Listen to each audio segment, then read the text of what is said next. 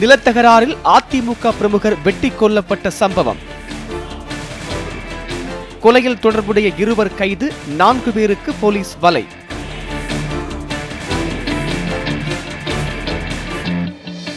நடத்தையில் சந்தேகப்பட்டு மனைவியை குத்திக் கொன்ற கணவன். தானும் தற்கொலைக்கு முயன்றதால் மருத்துவமனையில் அனுமதி.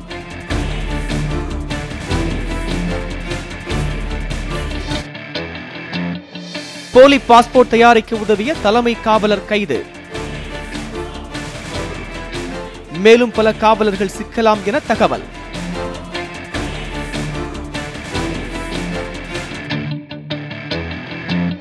ஒரே வீட்டைச் சேர்ந்த 3 குழந்தைகள் கடத்தப்பட்ட வழக்கில் திருப்பம். குழந்தைகளின் தந்தையே அவர்களை கூட்டிச் சென்றது அம்பலம்.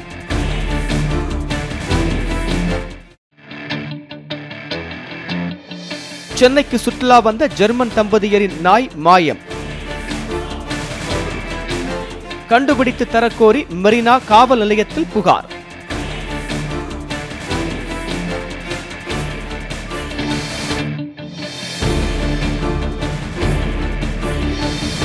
செங்கம் அருகே நிலத்தகராறு காரணமாக அதிமுக பிரமுகர் வெட்டிக் கொல்லப்பட்ட வழக்கில் 2 கைது செய்துள்ள போலீசார் 4 பேரை தேடி வருகிறார்கள். திருவண்ணாமலை மாவட்டம் அரசூர் பகுதியைச் சேர்ந்தவர் துரைசாமி. அதிமுக கிளை கழக செயலாளரான அவரது நிலத்திற்கு அருகே இருந்த சுமார் 1.25 ஏக்கர் பரப்பளவிலான பொது நிலத்தை அண்ணாமலை என்பவர் பயன்படுத்தி வந்துள்ளார். ஆனால் அதை அதிமுக கிளை கழக செயலாளர் துரைசாமி தனது பெயருக்கு பட்டா மாற்றம் செய்துள்ளார். இதனால் கடந்த ஓராண்டாகவே இருதரப்பினருக்கும் இடையே மோதல் ஏற்பட்டு வந்தது. இந்த நிலையில்தான் அண்ணாமலை, அவரது மகன்கள் மற்றும் உறவினர்கள் உட்பட 6 பேர் இணைந்து துரைசாமியை சரமாரியாக வெட்டி உள்ளனர். இதில் படுகாயமடைந்த அதிமுக பிரமுகர் துரைசாமி சம்பவ இடத்திலேயே உயிரிழந்தார். எங்கள் மேலே பட்டாயிக்குது சார், பட்டாயிக்குது. அந்த தகராதை வச்சு 3 மாதம் சண்டை வந்துச்சு. சண்டை வந்து அதை வச்சு சார் மாதிரி 7 மணிக்கு எங்கள் வீட்டுக்காரர் வெட்டி சாய்ச்சிட்டு காட்டு போட்டாங்க சார். எங்கள் நாங்களாம் அனாதையாக இருக்கிறோம் சார். இதையடுத்து அங்கு வந்த துரைசாமியின் உறவினர்கள் பதிலடியாக அண்ணாமலை மற்றும் அவரது உறவினர்களின் 5 வீடுகளை தீ வைத்துக் கொளுத்தினர். இந்த மோதலை அறிந்து அங்கு வந்த செங்கம் காவல்துறையினர் கொலையுண்ட துரைசாமியின் சடலத்தை கைப்பற்றி திருவண்ணாமலை அரசு மருத்துவக் கல்லூரி மருத்துவமனைக்கு அனுப்பி வைத்தனர். மேலும் கொலை வழக்கில் தலைமறைவான குற்றவாளிகளை தேடி வந்த தனிப்படை போலீசார் செங்கம் வனப்பகுதியில் மறைந்திருந்த 2 கைது செய்து நீதிமன்ற உத்தரவின் பேரில் வேலூர் மத்திய சிறையில் அடைத்தனர். 7 மணிக்கு மேலே பாத்ரூம் போகும்போதும் வெட்டி கொண்டுட்டாங்க. அவங்க வெட்டி கொண்டுட்டோம் இல்லாமல் அவங்க காட்டுக்கு ஓட்டிட்டாங்க. நாங்கள் ஒரு கூட்ட சத்தம் கேட்டு போகும்போதெல்லாம் வெட்டியை கொண்டுட்டாங்க. அதுக்கப்புறமா அவங்க நாங்கள் வரோன்னு செஞ்சு ஓடிட்டாங்க, காட்டு ஓடிட்டாங்க. இந்த கொலையில் தொடர்புடைய அண்ணாமலை உள்ளிட்ட மற்ற 4 பேரை தனிப்படை போலீசார் தேடி வருகிறார்கள். அவர்கள் 4வரும் செங்கம் பகுதியில் உள்ள வனப்பகுதியில் தலைமறைவாக இருப்பதாக கூறப்படுகிறது.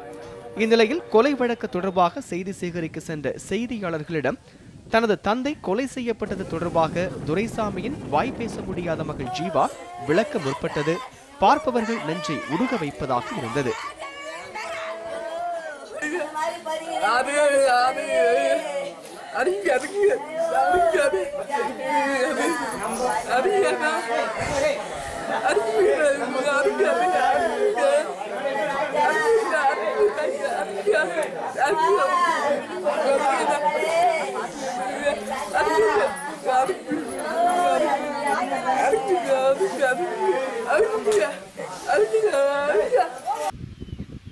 நிலத்தகராறு காரணமாக நடந்த கொலை சம்பவத்தால் ஏற்பட்டுள்ள பதற்றத்தை தணிக்க போலீசார் கண்காணிப்பு பணிகளை தீவிரப்படுத்தியிருக்கிறார்கள்.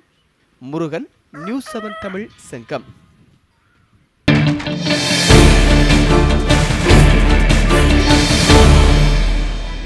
போலி பாஸ்போர்ட் தயாரிக்க உதவிய நுண்ணறிவு பிரிவு தலைமை காவலரை மத்திய குற்றப்பிரிவு போலீசார் கைது செய்துள்ளனர். சென்னை வளசரவாக்கம் பாஸ்போர்ட் அலுவலகத்தில் கடந்த 2 மாதங்களுக்கு முன்னர் புதுக்கோட்டையைச் சேர்ந்த ராமர் என்பவர் போலி ஆவணங்கள் மூலம் பாஸ்போர்ட் எடுக்க முயன்றதாக மத்திய குற்றப்பிரிவு போலீசாரால் கைது செய்யப்பட்டார். போலி பாஸ்போர்ட் எடுக்க உதவியதாக கூறிய மண்ணடியைச் சேர்ந்த யூசுப் என்பவரையும் மத்திய குற்றப்பிரிவு போலீசார் கைது செய்து விசாரித்தனர். இதில் நுண்ணறிவு பிரிவு தலைமை காவலராக பணியாற்றிய முருகன் என்பவர் போலி பாஸ்போர்ட் எடுப்பதற்கு உதவியது தெரிய வந்தது. இதையடுத்து நுண்ணறிவு பிரிவு தலைமை காவலர் முருகன் கட்டுப்பாட்டு அறைக்கு மாற்றம் செய்யப்பட்டார். இந்நிலையில் முருகனை மத்திய குற்றப்பிரிவு போலீசார் கைது செய்துள்ளனர். இந்த வழக்கு தொடர்பாக வளசரவாக்கம், விருகம்பாக்கம் மற்றும் ராமாபுரம் ஆகிய பகுதிகளில் உள்ள நுண்ணறிவு பிரிவு போலீசாரிடமும் தரகர் ஒருவரிடமும் மத்திய குற்றப்பிரிவு போலீசார் விசாரணை நடத்தியுள்ளனர். இந்த வழக்கில் இன்னும் பல போலீசார் கைதாக வாய்ப்புள்ளதாகவும் கூறப்படுகிறது. சென்னை நுங்கம்பாக்கத்தில் உள்ள அடுக்குமாடி குடியிருப்பில் பட்டப்பகலில் பெண் ஒருவர் குத்தி கொலை செய்யப்பட்டுள்ளார். நடத்தையில் சந்தேகப்பட்டு அவரை கொலை செய்த பிறகு தற்கொலைக்கு முயன்ற கணவர் ஆபத்தான நிலையில் மருத்துவமனையில் அனுமதிக்கப்பட்டுள்ளார். நுங்கம்பாக்கம் காமராஜபுரத்தைச் சேர்ந்தவர் சீனு என்கிற சீனிவாசன். இவர் டி நகரில் உள்ள அழகு நிலையம் ஒன்றில் பணிபுரிந்து வருகிறார். இவரது மனைவி லட்சுமி நுங்கம்பாக்கத்தில் உள்ள வங்கி ஒன்றில் துப்புரவு பணியாளராகவும் நுங்கம்பாக்கம் லேக் ஏரியா பகுதியில் உள்ள அடுக்குமாடி குடியிருப்புகளில் வீட்டு வேலையும் செய்து வந்துள்ளார். இவர்களுக்கு 2 மகள்களும் 1 மகனும் உள்ள நிலையில் ஸ்ரீனிவாசன் குடித்துவிட்டு தனது மனைவியிடம் அடிக்கடி தகராறில் ஈடுபட்டு வந்துள்ளார். மேலும் மனைவி லட்சுமியின் நடத்தையில் சந்தேகப்பட்டு அடிக்கடி அவரை சீனிவாசன் துன்புறுத்தியதாகவும் கூறப்படுகிறது. ஒரு கட்டத்தில் பொறுமையை இழந்த லட்சுமி தனது மகள் மற்றும் மகனை அழைத்துக் கொண்டு செங்குன்றத்தில் உள்ள தனது மூத்த மகள் வீட்டிற்கு கடந்த 3 மாதத்திற்கு முன்பு சென்று விட்டார். லட்சுமி செங்குன்றத்தில் உள்ள தனது மகள் வீட்டில் தங்கியபடியே நுங்கம்பாக்கத்திற்கு வேலைக்கு வந்து கொண்டிருந்தார். கடந்த சில தினங்களாக தன்னுடன் வந்துவிடுமாறு ஸ்ரீனிவாசன் தனது மனைவி லட்சுமியிடம் செல்போனில் தொடர்பு கொண்டு கேட்டுள்ளார். ஆனால் லட்சுமி அதற்கு மறுத்துவிட்டதாக கூறப்படுகிறது. இதனால் ஸ்ரீனிவாசன் தினந்தோறும் குடித்துவிட்டு வேறொருவருடன் தொடர்பில் இருப்பதால் தான் தன்னுடன் வாழ மறுக்கிறாய் என லட்சுமியை தரக்குறைவாக பேசியுள்ளார். இந்த நிலையில் லட்சுமி இன்று நுங்கம்பாக்கம் லேக் ஏரியா 3வது தெருவில் உள்ள அடுக்குமாடி குடியிருப்பில் 3வது தளத்தில் உள்ள ஒரு வீட்டில் வேலை செய்து கொண்டிருந்தார். இதனை அறிந்த ஸ்ரீனிவாசன் குடிபோதையில் அந்த வீட்டிற்குள் நுழைந்து லட்சுமியிடம் தகராறு செய்துள்ளார். பின்னர் ஸ்ரீனிவாசன் தான் மறைத்து வைத்திருந்த கத்தியால் லட்சுமியின் கழுத்திலும் வயிற்றிலும் குத்தி கொலை செய்துவிட்டு அதே கத்தியால் தானும் குத்திக் கொண்டு லட்சுமியின் உடல் அருகிலேயே மயங்கி விழுந்துள்ளார். குடிச்சிட்டு நைட்டு தூங்க விட மாட்டேன்றாக்கா. பாப்பா நீ தப்பா பேசுற, இன்னும் தப்பா பேசுறக்கா, இந்த மாதிரி இருக்க முடியலக்கா, வீட்டுக்கு வராதேன்னு நாங்கள் சொல்லிட்டோங்கக்கா. அதனால சண்டை போட்டுனுக்காக்கா, சரியா சாப்பிட முடியல, இது பண்ண முடியலன்னு அழிவிச்சு போன்லன்னு. இது குறித்து தகவல் அறிந்த நுங்கம்பாக்கம் போலீசார் சம்பவ இடத்திற்கு வந்து படுகாயத்துடன் மயங்கிய நிலையில் இருந்த ஸ்ரீனிவாசனை ஆம்புலன்ஸ் மூலம் கீழ்ப்பாக்கம் அரசு மருத்துவமனையில் சிகிச்சைக்காக அனுமதித்தனர். பின்னர் லட்சுமியின் உடலை பிரேத பரிசோதனைக்காக கீழ்ப்பாக்கம் அரசு மருத்துவமனைக்கு அனுப்பி வைத்தனர்.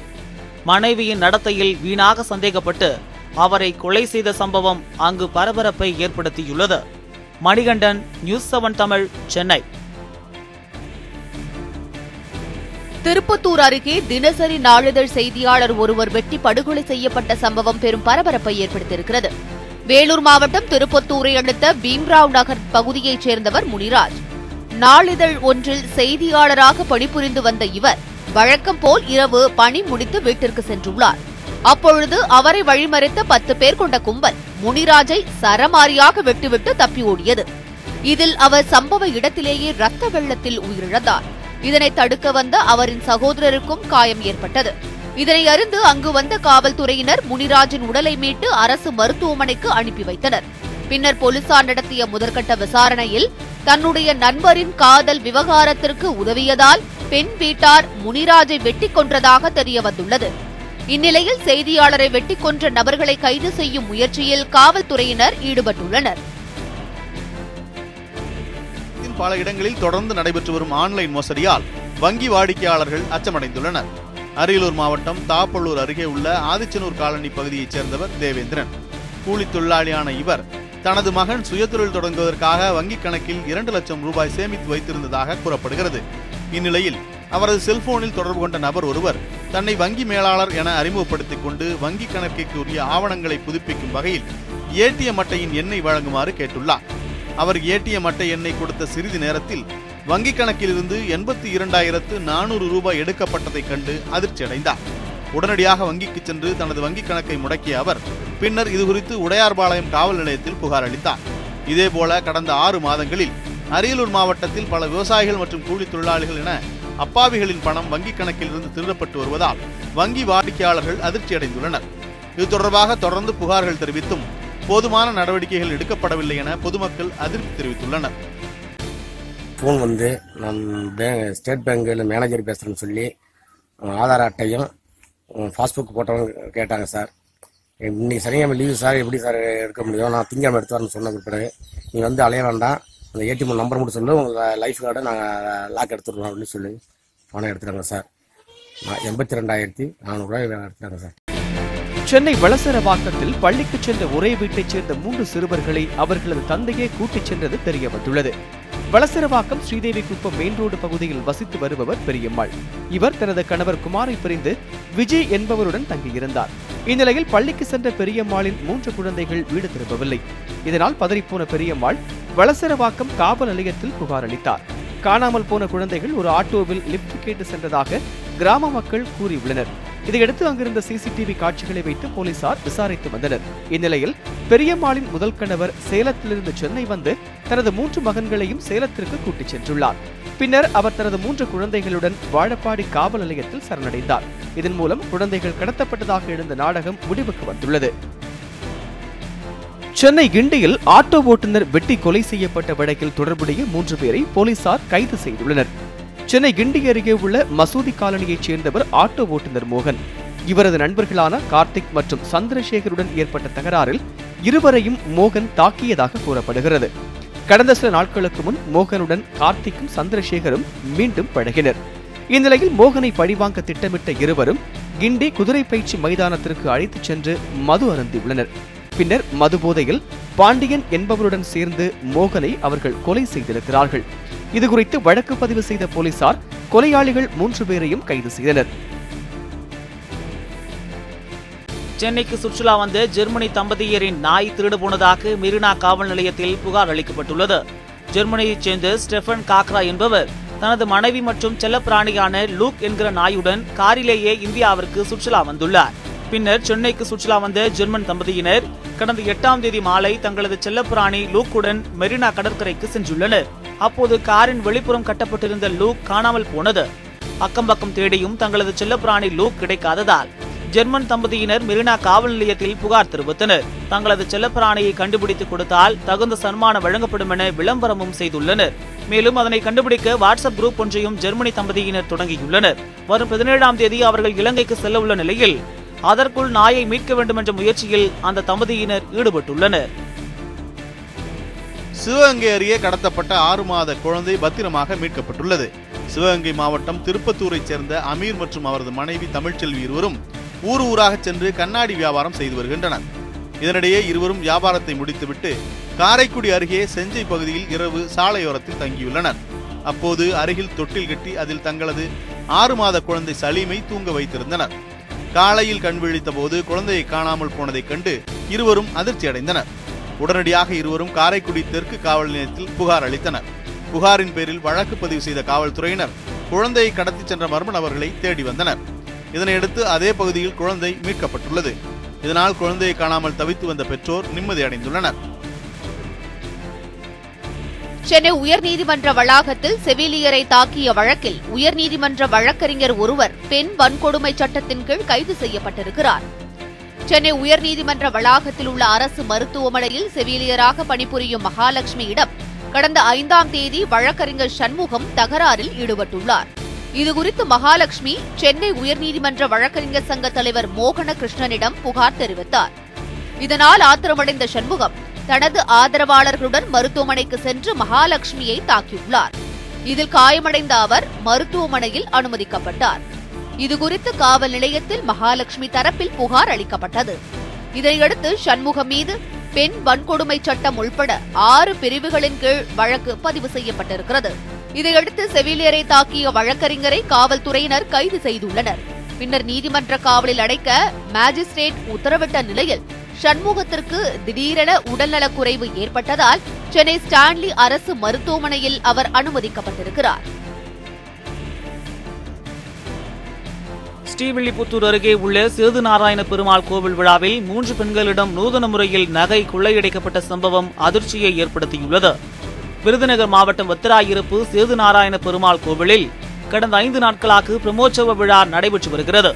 இந்த திருவிழாவிற்கு உள்ளூரைச் சேர்ந்தவர்கள் மட்டுமின்றி வெளி மாவட்டங்களைச் சேர்ந்த ஏராளமான பெண்களும் வந்து செல்கின்றனர். பூஜைகள் முடிந்தவுடன் அனைவருக்கும் பிரசாதம் வழங்கப்பட்டது. பிரசாதத்தை வாங்கிவிட்டு வந்தபோது ரேணுகா என்ற மூதாட்டியின் கழுத்தில் கிடந்த 6 பவுன் சங்கிலியை காணவில்லை. இதேபோல் பிரசாதம் வாங்க சென்ற காமாட்சி அம்மாள் என்பவருக்கும் தனது கழுத்தில் அணிந்திருந்த 5 பவுன் சங்கிலியை காணவில்லை என கூறினார். இவர்களைத் தொடர்ந்து அன்னபூரணி என்பவரும் தனது கழுத்தில் இருந்த நகையை காணவில்லை என கூறினார். இவர்களிடம் மர்ம நபர்கள் சிலர் திட்டமிட்டு நகையை திருடியிருக்கலாம் என கூறப்படுகிறது. இது தொடர்பாக வத்தராயிருப்பு காவல்துறையினர் விசாரணை நடத்தி வருகின்றனர். கோவில் விழாவில் வயதான பெண்களிடம் நூதன முறையில் நகை பறிக்கப்பட்ட சம்பவம் அந்த பகுதியில் பெரும் அதிர்ச்சியை ஏற்படுத்தியுள்ளது.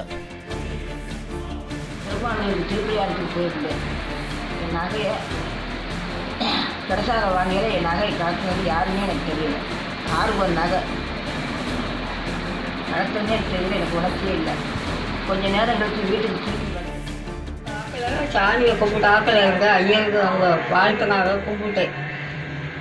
கும்பிட்டு கடைசாக வாங்குறதுக்காக எந்திரிச்சு அந்த வரிசைக்கு கூட்டத்துக்கு இருப்பாங்க. பெண்பாக்கள் தான் இருந்தேங்க. அது பொங்கல் முடிஞ்சு வச்சு ரெண்டாவது வெண்பொங்கல் ஏதாவது கொடுத்தாங்க. நெல்லுக்காராக நின்றுக்கிட்டு இருந்தேன். கோயிலுக்குள்ளேருந்து கொண்டு வந்து கொடுத்தாங்க. இந்த தாலி கயறு கொடுத்தாங்க. அதை வாங்கிட்டு வந்து வீட்டில் வந்து பார்த்தா இல்லை.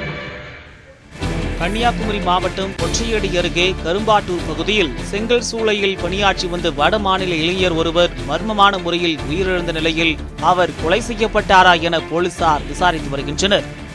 கன்னியாகுமரி மாவட்டம் பொற்றையடி அருகே கரும்பாட்டூர் பகுதியில் ஜெயகமலம் என்பவர் செங்கல் சூளை நடத்தி வருகிறார். இங்கு வட மாநிலத்தைச் சேர்ந்த 20க்கும் மேற்பட்ட தொழிலாளர்கள் தங்களது குடும்பத்துடன் தங்கி வேலை செய்து வருகின்றனர். இவர்கள் அனைவரும் கடந்த 2 வாரங்களுக்கு முன்பு ஆதார் அட்டை எடுப்பதற்காக தங்களது சொந்த ஊருக்கு சென்றுள்ளனர். இந்த நிலையில் கொல்கத்தாவைச் சேர்ந்த சன்னியாசி சர்தார் என்பவர் 8 மாத கர்ப்பிணியான தன்னுடைய மனைவியை சொந்த ஊரில் விட்டுவிட்டு செங்கல் சூளைக்கு திரும்பியுள்ளார். வழக்கம் போல தனது பணியை முடித்துக் கொண்டு அறைக்கு திரும்பிய அவர் மீண்டும் வேலைக்கு வரவில்லை. இதனையடுத்து சக தொழிலாளர்கள் அவரது அறைக்கு சென்று பார்த்தபோது முகத்தில் இரத்த காயங்களுடன் பிணமாக கிடந்துள்ளார். இதுகுறித்து செங்கல் சூளையின் உரிமையாளர் தென் தாமரைக்குளம் போலீசாருக்கு கொடுத்த தகவலின் அடிப்படையில் சம்பவ இடத்திற்கு வந்த போலீசார் மோப்பநாய் உதவியுடன் விசாரணை நடத்தினர். இறந்தவரின் முகத்தில் இரத்த காயங்கள் இருப்பதால் யாரேனும் இவரை கொலை செய்தார்களா என்ற கோணத்தில் போலீசார் தீவிர விசாரணை மேற்கொண்டு வருகின்றனர். சென்னை கோயம்பேடு மற்றும் சூளை பகுதிகளில் தடை செய்யப்பட்ட குட்கா மற்றும் பான் மசாலா கடத்திச் சென்ற 3 பேரை காவல்துறையினர் கைது செய்துள்ளனர். கோயம்பேடு தெற்கு மாடவீதி சிவன் கோவில் அருகில் போலீசார் வாகன தணிக்கையில் ஈடுபட்டுக் கொண்டிருந்தனர். அப்பொழுது அவ்வழியாக வந்த சரக்கு ஆட்டோவை நிறுத்தி சோதனை செய்தபோது அதனுள் தடை செய்யப்பட்ட ஹான்ஸ் மற்றும் பான் மசாலா உள்ளிட்ட போதைப்பாக்குகள் அட்டை பெட்டிக்குள் மறைத்து வைக்கப்பட்டிருந்ததை காவல்துறையினர் கண்டுபிடித்தனர். இதையடுத்து சரக்கு ஆட்டோவை ஓட்டி வந்த விருதுநகர் மாவட்டம் ஸ்ரீவில்லிபுத்தூரைச் சேர்ந்த சுரேஷ் மற்றும் பால்பாண்டி ஆகிய 2 பேரை காவல்துறையினர் கைது செய்தனர். அவர்களிடமிருந்து 80 கிலோ ஹான்ஸ் பாக்கெட், பான் மசாலா பாக்கெட்டுகள், 2 செல்போன்கள் மற்றும் 48,000 ரூபாயை காவல்துறையினர் பறிமுதல் செய்தனர். விசாரணைக்கு பின் கைதான இருவரும் நீதிமன்றத்தில் ஆஜர்படுத்தப்பட்டு புழல் சிறையில் அடைக்கப்பட்டனர். இதேபோன்று சூளை ரவுண்டானா பகுதியில் வேப்பேரி காவல்துறையினர் வாகன தணிக்கையில் ஈடுபட்டிருந்தனர்.